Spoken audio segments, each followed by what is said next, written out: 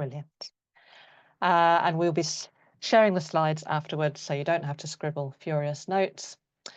Today, it's going to be a presentation of two halves. I am going to touch on the risks from the point of view of a trustee board and things that they worry about or they're required to worry about by the nature of the legislation. And then Josephine's going to tell you all about what she gets down in the nitty-gritty doing as part of her day job, which is due diligence checking and how we do it. And she's also got some lovely examples for you of recent applications which haven't passed our checking and why, and we can then talk about those and we can take your questions. Next slide, please, Josephine. Thank you.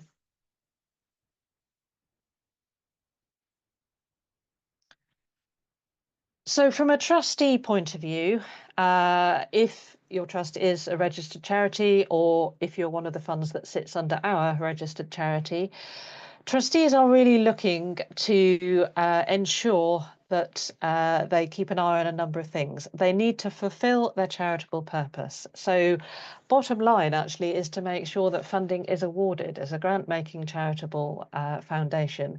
We jolly well have to show that we spend it, of course we do. So we cannot sit on it, rightly so, and you wouldn't want us to, but certainly the charity would hold us to account for that. There's no hard rules which can make it difficult, but I would say a kind of good benchmark would be a grant-making trust awarding between 3 and 4% of your value of your endowment each year. And God forbid, if you aren't able to award funding for 5 years, then the Charity Commission will have a word with you because you come into what's called a dormant trust territory at that stage. So you need to be, to some extent, visible for applications and things like that. And one of the reasons you have clear, visible eligibility criteria is so that you are funding things which your constitution allows you to do. You mustn't go outside of that. So you must have a look at your constitution, know what you're allowed to fund, but have clear guidance. So for us as a community foundation, one thing that we do not fund are shareholder kicks, for example, because we cannot have the level of oversight of our funds and check that they're used for charitable purposes. But we do fund other sorts of kicks. But that's where your eligibility criteria will come from. And there's some very useful guidance on the Charity Commission website about funding organisations that are not charities. So companies, for example, if you are in that situation, I would highly recommend using their guidance. Next slide, Josephine, please. So, of course, what we do, and again, we'll talk about this when we go on to the due diligence checking, above all checking we are funding activities which are safe, they are not illegal, or they are not simply not what we'd want to fund. So we check their governance, their financial management to check that we can safely say the money will go where we want it to go. We check their safeguarding, etc. That's all about making sure that those funds go on to what we want it to and what legally we can fund. Next slide, please, Josephine. Thank you. And of course, for us and for any of the charitable foundations that have that public presence, there is that reputational risk to manage too. So, for example, an organisation that is putting views out on social media or whatever that are inciting hate or violence, that wouldn't be something that we'd want to fund. It certainly wouldn't be in line with our values. And individual foundations will need to think through what sort of reputational things would they wish to fund or not wish to fund. To give you a nice example, I used to run the charitable foundation for a big private corporate. They had a really nice environmental funding pot, so they would fund grants towards making local environment a better place.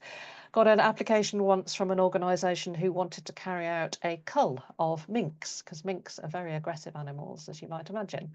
And from an environmental point of view, absolutely scientifically fine. It is the right thing to do. If you have mink, if you want to improve that area, you should cull them. From the corporate's point of view, they did not wish to fund a cull of anything, thank you very much, let alone something that was small and furry. So it's not an exact science, that reputational risk. It's good to discuss with your trustees what that looks like. There are things that we pick up in our eligibility checking and in the due diligence checking, though, like if we're going to fund some work, let's be sure that there is permission to work there, or planning permission, for example. And that piece I mentioned about not funding shareholder kicks, that's to do with, well, what happens if this project lurches to a halt? Would we get that charitable funding back? Because it is charitable funding, it's been given for a charitable project. Would it come back to us to use as charitable funds, or go to another charity? Or would it get mopped up in other ways? And that's what we're trying to avoid. Next slide, please. Above all, I would say, whilst we are trying to ensure that trustees manage all of those risks which the Charity Commission expects them to manage, even though our trustees are wonderful, wonderful volunteers, there are proportionality issues. So for an awful lot of our grants, for example, we do a lot of small grants. We have a small grants programme in particular that runs through our area fund grants. And there we're awarding less than £2,500. It's all about proportionality. I absolutely wouldn't expect those organisations to whom we are awarding small grants to be doing the same level of checks and balances as organisations to whom we are awarding £500,000, for example. So we're just about to award a grant of that order. Totally different, the level of checks, balances, but also the level of scrutiny we'd give them to the various documents and things like that. And I think we've got to bear that in mind, because it's about working alongside the sector. And for us as a community foundation, that's a big part of what we try and do. We try and be a supportive and enabling funder. So it's about a dialogue, it's about travelling with the organisations, ultimately enabling them to be better run as well as part of that conversation. So Josephine, it is over to you to explain what you do in practice, if that's okay. Thank you, Becky. As Becky said, I do spend quite a bit of my time talking to groups, and I could talk about due diligence and grant reviews for hours, because it's a big part of my role and it's something I really enjoy doing. So what I wanted to do was give a real overview and then give you time to join in the conversation and ask questions. So the big picture and where we thought I'd wanted to start is that since 2005, as a community foundation for Surrey, we've given out over 225 million in grants, which looks like over 6,000 grants. So we do a lot of grant making, and everybody in the team can tell you those odd ones that just haven't quite gone to plan. And the reason we can tell you about them is because they are so few and far between, and they just stick in our minds. And with things we're talking about is the occasional email we'll get that is very, very apologetic, and you can hear the embarrassment in the tone in the written word that comes through is, oh, you gave us a grant of £5,000 a year ago and we forgot about it and we haven't spent it. What can we do? So, or you might get an organisation that in their end of grant reports will say, we spent it on X, and we'll read this and go, oh, but you were meant to spend it on Y because that's what you told us you were going to do. But those, we know these because they stick in our heads because we don't see many of them. And the reason we don't see many of them is for these reasons. So how we achieve this, and we're good at what we do, is we start from a place of trusting organisations. We know that they want to do the very best for their beneficiaries, and we want to help them to do that. If you want to make money, you do not set up a charity or a small community group, because there are far easier ways to do it than that. And applying for grants just isn't a way to make lots of money. So they want to do good, and we want to help them to do that. And we start from there. And then the way the conversation starts with us and how they approach us, it starts with the expression of interest. Like we've talked about, it's about checking that eligibility. So, you know, certainly as we're about to close, we can have over 100 of these appear in a week, and we read all of these and we discuss them as a team, and we look at them and we check that what is asking for is eligible and makes sense. So we will pick up the things like, oh, they want to do some work in Norfolk. Great, but we can't fund that. The company that's for profit, limited by shares or whatever. So we're finding those and pulling them out at a very, very early stage. I think it's also worth saying that it's always a conversation. We are a relational funder. We don't just send a generic email that says, sorry, we can't fund you. We will explain to them why that is and give them the opportunity at every point to come back and go, no, you've misunderstood what we were trying to say, or we didn't think that you need to know this. So that conversation can be ongoing because we want to support people. We want to help them through the process. We offer them further support, advice and guidance as we go along, and I'm going to come on at the end to what that looks like in practice. But again, it's that part of that ongoing conversations with groups. We've got a tested framework that we all work to, so we know what we're looking for. We're all on the same page as a team. We know what's expected, what we're looking for, and that every application and every applicant therefore is treated the same.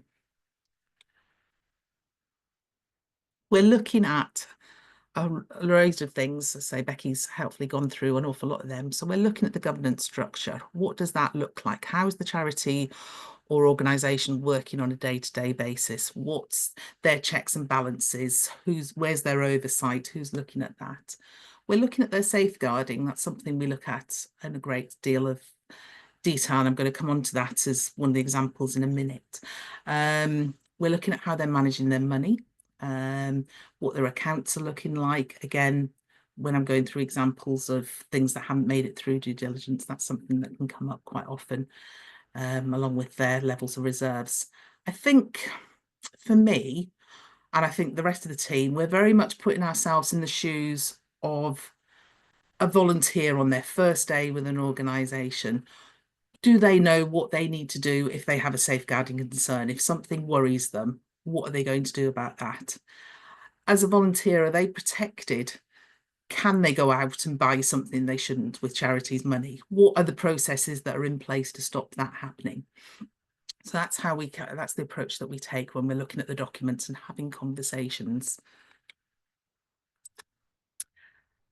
I think my big part of the job is looking for those red flags. If we're saying charities, grassroots organisations, community groups are there to support the people that they want to support, as you look at more and have more and more conversations, you begin to sort of see things that just look a bit different, look unusual, don't quite make sense. So it's that red flag, that doesn't make sense. And then having that follow-up conversation of, can you explain that to me? Or how does that work? Why does that look like that? And just sometimes digging that little bit deeper, rather than just, this is what I'm looking for, this is my tick box. It's the, what doesn't quite make sense, and having those conversations. I thought the best way to sort of talk about due diligence is to give some real examples of things that haven't quite made it through recently. So one that comes up occasionally is that accounts are not showing restricted and unrestricted reserves. This can be particularly common, I think, in small organisations, particularly if they've got an accountant that isn't a charity accountant, that they're used to dealing with business accounts and they don't quite understand the need to show restricted and unrestricted. And that's really important, because if they're not doing that, then they're not compatible with the legal framework and the Charity Commission's requirements on them. So that's something that we're able to pick up and talk to them about that. An example of safeguarding. So I think it's really interesting. So I worked for another funder before this role and gave much larger grants as an average. And they'd asked for safeguarding policies, but we never opened them. We'd just checked that they were in date. We didn't read them because we were not safeguarding experts. And when I came into this role, we spend so long reading safeguarding, and I've learned so much about safeguarding here. And again, it comes back to that, empowering that volunteer and making sure that these small groups and the people that we're working with are looking after their beneficiary to the best of their effect. So sometimes when you're talking to a group, the paperwork might not be great, and we can point them in the direction of, this is what a really good safeguarding policy looks like, and have you thought about it? And 9 times out of 10, they will have thought of it and they know it, and they've been on the course, and it's about supporting them to get the paperwork to reflect that. But very occasionally you'll get something, you have a conversation and their answers just are a bit scary, and you go, oh, we definitely can't fund that because that is a risk because they're not safeguarding the people that they're working with. A charity doing great work. I think this is one we've had recently, and they are doing amazing work, and they're supporting really vulnerable children with the work that they're doing. But they're also sitting on over 3 years of free reserves. And they've got a plan for those reserves, and they're going to spend them down over time. And we've had to say we're not able to take this application forward further. And I think the worry and the pushback you can get from that is, but you're penalising us for being financially prudent and for being in a strong financial position. And they're right, and that's not what we want to do. But if you're looking at it across things, so I might have this organisation that's got 3 years worth of funding there, therefore they could fund the project themselves. I might have another organisation in another part of the county, maybe even doing exactly the same role, but in a different geography. But if they don't get the funding, they're going to close or they're not going to be able to do it. And our job is to make sure that the funding is getting to where it makes the most difference and make sure that the more people can be helped. So that's one thing. Another one that will come across occasionally is that one person that's doing it all. It's all falling on one person and they're doing an amazing job. But if they fall over, what happens then? What happens to the grant if that person's taken out of the equation? So we're looking at where's the support systems, who's working together, the governance, the management, and just talking to them about that a little bit. So I thought those examples kind of illustrated a lot of the sort of things that we pick up at due diligence and that are an issue. I mentioned it's always a conversation. We're always looking to help. So ways we've helped, I've alluded to, we do an awful lot of work around safeguarding and pointing them in directions and helping them with that. We can, on occasions, we can help them find a grant holder. It might be for a very new group. They might not even have a bank account, but what they're doing on a completely voluntary level is really good. And if they can have the trust of an organisation that can take the legal responsibility for the grant and help them out, it becomes their first grant and helps them get started. So that's something that we're able to do. We have some amazing Funder Plus volunteers who are absolutely brilliant at helping organisations who are struggling with their accounts and managing their money.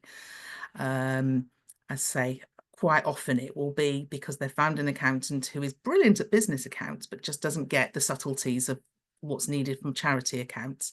And our Funder Plus volunteers are able to go in and help them and help sort that problem out so that they become funder ready. And I think that's another big point, is a lot of our grant seekers that we might be the first people that they come to for a grant. How do we work with them so that the second time they come for a grant, it's a lot easier for them? When they go to another funder for a grant and then for a bigger grant from a larger funder, what have we been able to help them beyond just giving them some money to help them grow and become more sustainable? My last slide here is just then moving on from due diligence. It's what else do we look at when we're reviewing an application? Where do we move on from that? So again, it's looking at who are they working with? How well do they know the problem that they're trying to do?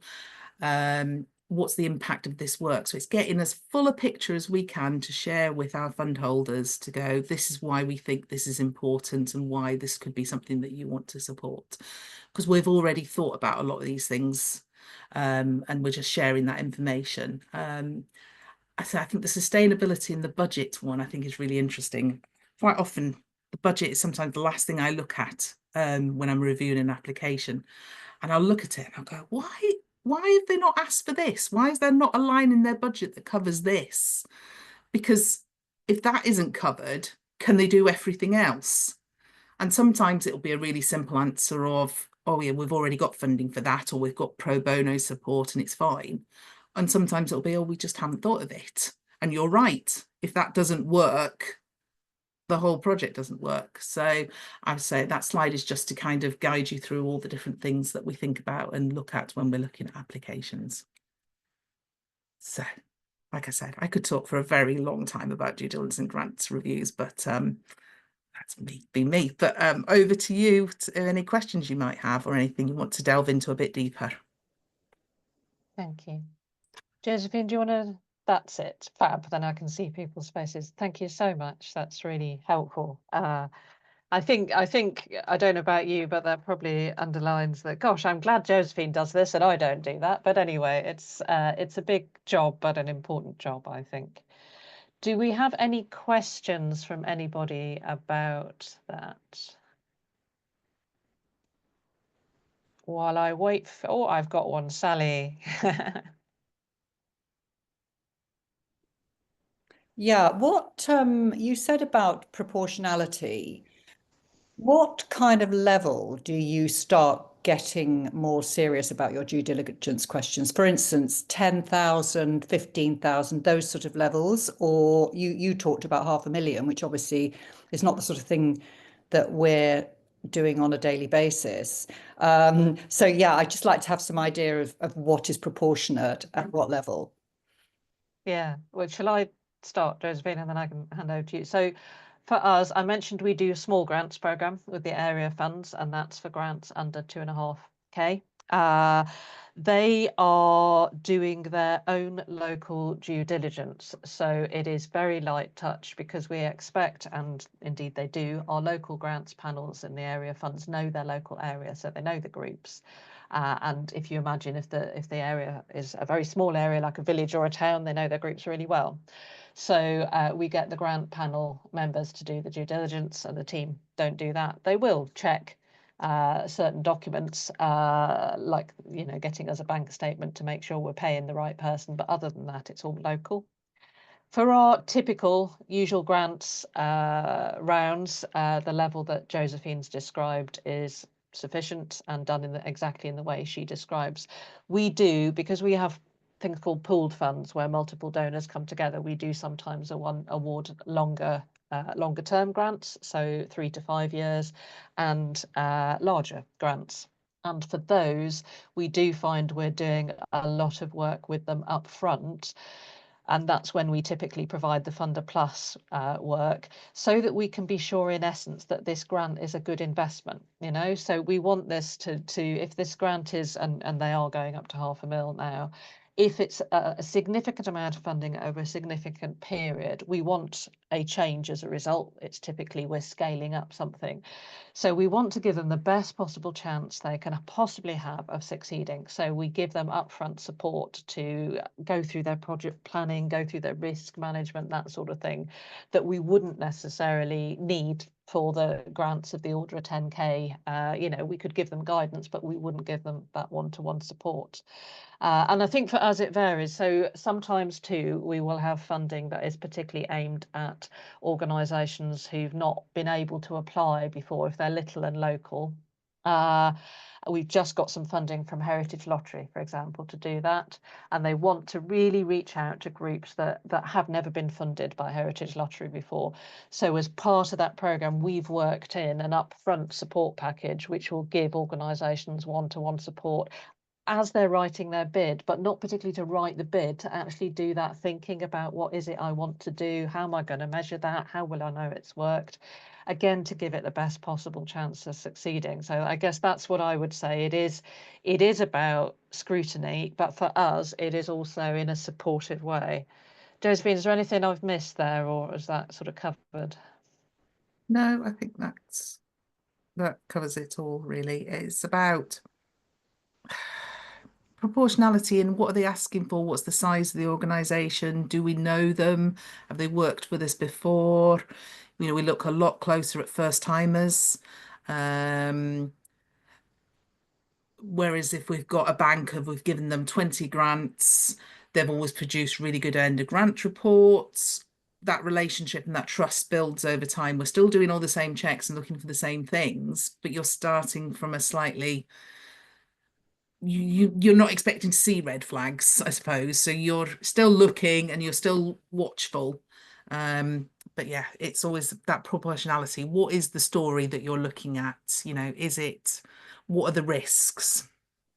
and that will I think, change. yeah, you make a really good point, Josephine. As a place-based funder, we typically are going to be funding organisations over many years, and often I've seen them, we funded it right from the startup stage when it was one person at their kitchen table, right through to the now we've got X number of paid staff, you know, which means that we're also having more of a relationship with them, and they will come to us if they've got issues. You know, quite often organisations we fund will call me, oh, you know, we've got a bit of an issue going on in the board, wanted to let you know. That's fine, that's absolutely fine. So it's a very nice organisation to be in, as I say, position as an organisation, versus maybe your large national funder who will get hundreds and hundreds of applications and couldn't possibly know the organisations they fund that well. I think we do get to have that nice longer term relationship, and so we're more able to understand how they're working, if you like. It is a good position. Yeah. There's a question in the chat from Catherine. Thank What you. specifics do you look for in a safeguarding policy? So we use Surrey County Council and Surrey Youth Focus templates, and we work to that sort of standard. We're looking for, like I say, putting ourselves in the shoes of that volunteer on their first day. What do they do if they have concerns? Is everything in a policy? If they've read that policy, will that tell them exactly what they're looking for, what they should be worried about? If therefore they're spotting something and they know what to do with that information, they know who to tell, who perhaps not to tell, you know, because that's important. And then it's looking for, you know, is the number of their designated safeguarding lead. They've even got a designated safeguarding lead. Is that number readily available? What does that process then look like internally? What do they do if an issue is raised? So that's what we're looking for. I can share Josephine, the links. can I add a subsidiary question which comes up a lot? I'm an organisation, I don't work with kids. Why should I have a safeguarding policy? Yeah. And yeah, David, that's I'll a come to very you in a common minute. one. But Yeah, no, there's a big misunderstanding about what safeguarding is, which I think is always really interesting. So a lot of organisations will come with, but we've DBS checked everybody. We're not going to do anything awful. They're never left alone. It's all fine. My question is, if you're a volunteer in a dementia centre and somebody's come in to Dementia Cafe and is sitting down, you're having a conversation with them, and you notice they've got fingerprint bruising on their wrists, on their arms. They had that when they walked in the door. It's absolutely not happened on the premises, but you have a duty of care to that person that is attending your space to know what to do about that. It's not about always causing harm. It's about recognizing that things can happen, and you can be the one person that can spot it. And what are you able to do with that information, and how can you flag that up? So it's the two things. It is the organization itself not causing harm, but when they see somebody is in trouble, what are they able to do with that, and they able to help that person? thank you. So for us, vast majority of grant applicants, we'd expect to have a safeguarding policy across the gamut of all who apply to us. David, you've got a question. Can I be cheeky and ask two? Oh, go on. First question is very simple. In the good old days, we didn't just fund organisations, we also funded individuals.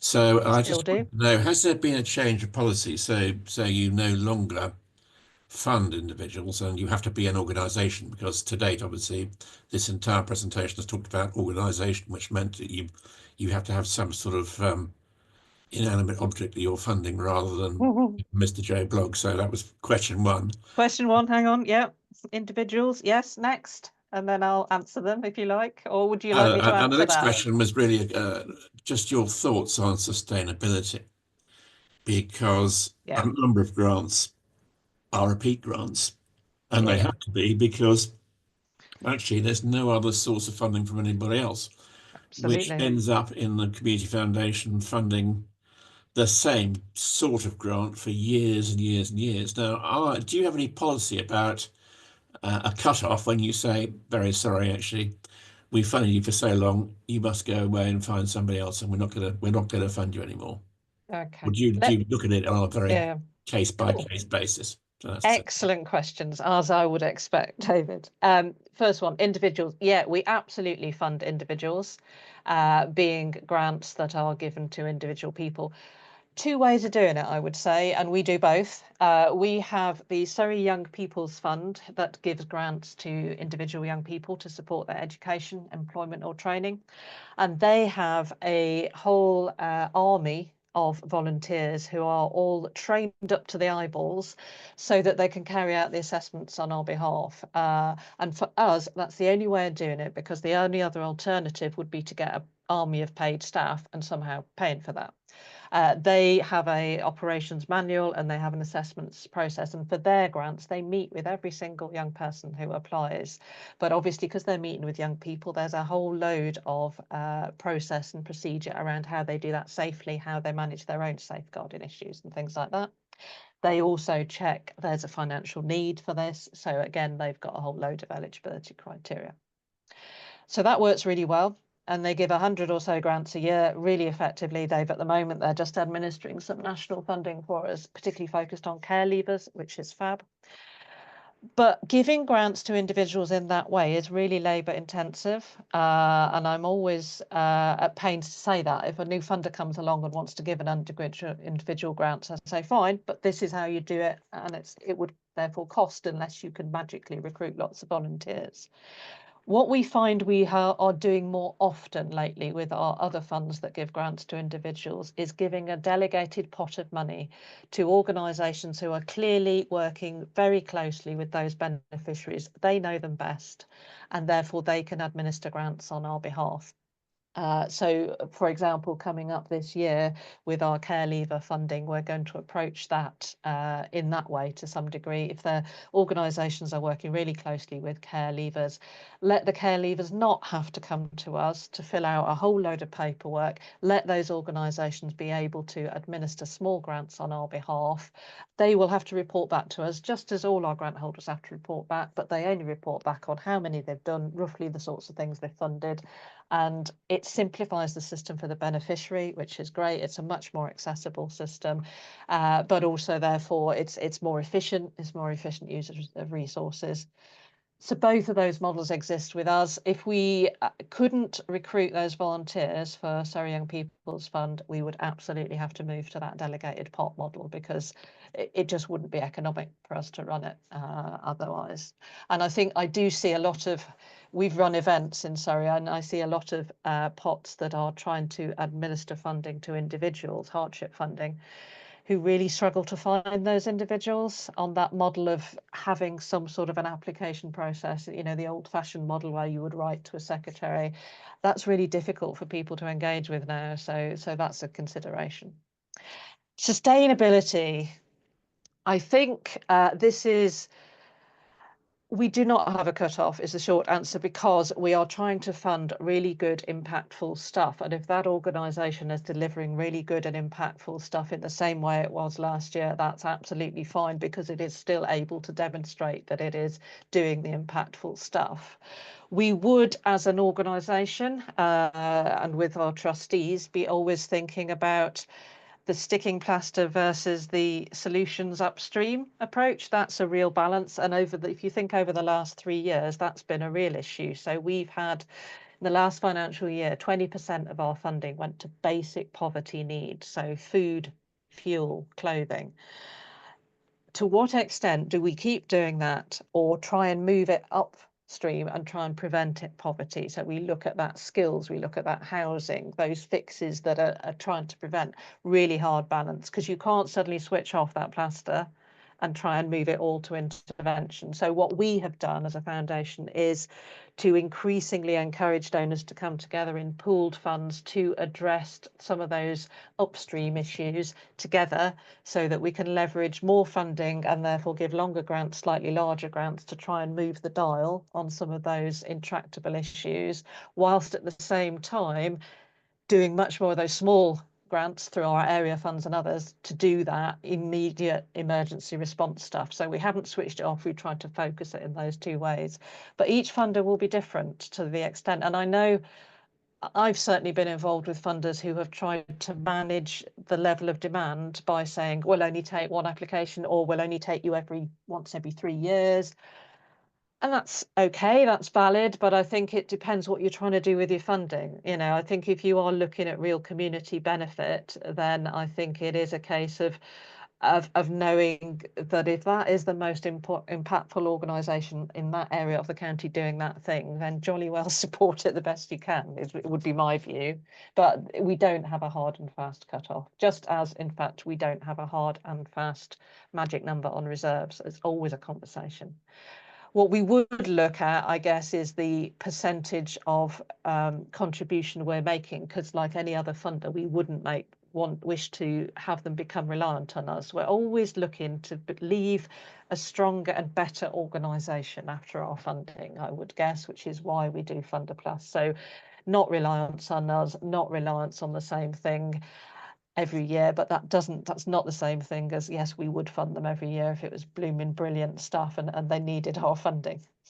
Does that help answer your very good questions? Yeah, Mr. no, Frank? that's right. I mean, obviously, it's a bit of a balancing act, isn't it? Because I mean, I think that you could be in a situation where you've been funding an institution for years and it's extremely valuable, but and therefore loads of impact in the effect of the grants that are made. But it's quite easy to be seen as a soft touch if you keep on doing it. And so I think there is a bit of a balancing act between, as you say, encouraging other funders or other sources of funding to come out of the woodwork, and it's incredibly difficult. Maybe it's just a judgment thing, and that's all you have to use, that you can't, maybe I don't think you can have concrete rules about it. No, and I think it's something I think Josephine and the team, I'm right, would look at when doing due diligence. You know, one of your little red flags might be, gosh, this organisation, say, has had year on year large amounts of funding, maybe from the local authority. That's quite a vulnerability. I mean, we've seen in the last year, for example, in areas of Surrey where particular local authorities have suddenly cut all their local authority funding to voluntary sector. It's decimated a sector because in that particular area, in that case, they saw their local councillors as the easy touch and didn't really have to do much, went back every year and then suddenly it's gone. So I think for any organisation, we would always try and encourage them to keep a range of income sources, etc., etc. And again, Funder Plus supports them in looking at that as well. It's really tough. It's tough at the moment, though, I think. Any more questions or comments? Can I ask another one? Of course you can, Yeah. Sally. Who are the Funder Plus people? Are they volunteers or are they people you pay? Who actually are they? Yeah, so we have a range of volunteers. Again, because of lack of funds, I would love to magic up. I look very enviously at organisations like the Four or Lloyds Bank, who have big sort of consultancy things they can wrap around their grant recipients. I'd love to do that. We are very fortunate in that we recruit a range of people with good business skills to be able to support. So we've got a bunch of volunteers who are experienced finance professionals that can support on that side. Others can support on business planning. Sometimes it's a facilitation thing. So if, for example, we've given a grant to support the costs of a merger between two organisations, sometimes we've also put in a Funder Plus volunteer to facilitate that discussion between two boards, because actually, you know, in business land, what you would do is appoint a consultant, but charities never have the money to appoint a consultant. So it's those sorts of skills. So we work to recruit people like that. For us, I could deploy Funder Plus a million times over. So what we do is say we link it to our funding. So if we've awarded a grant and we can see they need the Funder Plus, or if they have failed our due diligence check because they need some help with governance, or they need some help with how they do their finances, that's when we offer them Funder Plus, because I cannot offer to all and sundry, but as a sector I would love to be able to, because that's the shortage of skills, really, is those sort of business skills sometimes, because they're really good at reaching their beneficiaries and that's why they're doing what they're doing, but they may not be experienced in business planning. Why should they be, you know? So and is there a level at which you offer that Funder Plus, or might you offer it at quite a low level, or does it depend on how new the charity is, or how do you make that judgment?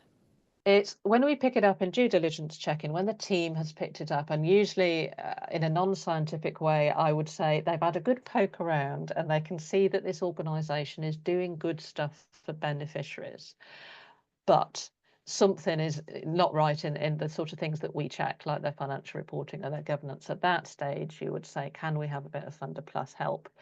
When we've got larger programs like our mental health scale up, it's proactively offered at the time of making the award, because they're big chunky awards, and we will say, would you like a bit of extra help to flesh this out so that you have a good plan and things like that, because we want it to be a good investment. But mostly it's when they fall down in due diligence. So therefore it may well be that they're new organisations, very often that they're going up to a little bit of scale up. Maybe they've been sort of running from their kitchen table with a bunch of volunteers, and suddenly they need to put a proper governance body in place, or and they don't know where to start. They need to get an independent trustee, because actually I've got 2 people who are family members at the moment, or that stage is quite a frequent one, I would say. But in general, those financial ones of the basic, we don't know how to record our accounts as unrestricted and restricted, is the voluntary is the tinies, because they're still learning how to do it and what they have to do, I'd say.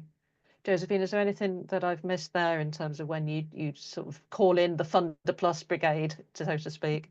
No, that covers the main points. To say, it's sometimes when they can be changing their incorporations. They might be going from a CIC or to a CIO as well, changing that sort of thing. What we have the ability to do is to defer an application, so from one round to the next, and get them to work with the Funder Plus volunteers for a couple of months. And normally it's just enough to iron out and sort out those problems that they got, because I say it's identifying those groups that are doing great work, and we just need to help them a little bit with the governance and the accounting issues that they might be having.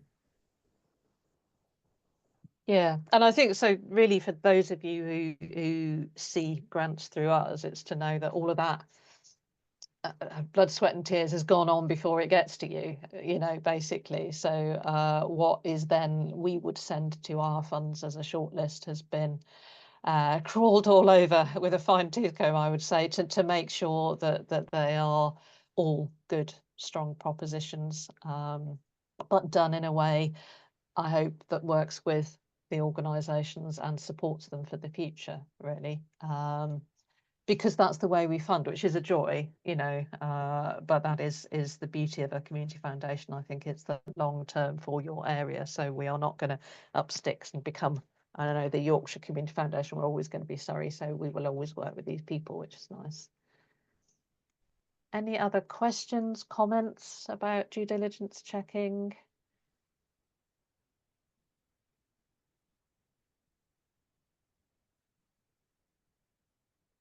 Doesn't look like it. We look happy, I think. And I would just say to add, Josephine mentioned that she's learned a lot about safeguarding, which is lovely, but we also, for our staff team, there are really good training courses. So for example, the Association of Charitable Foundations runs really great training courses about how to look at accounts, because if you're not an accountant, how do I look? How do I know what to look for?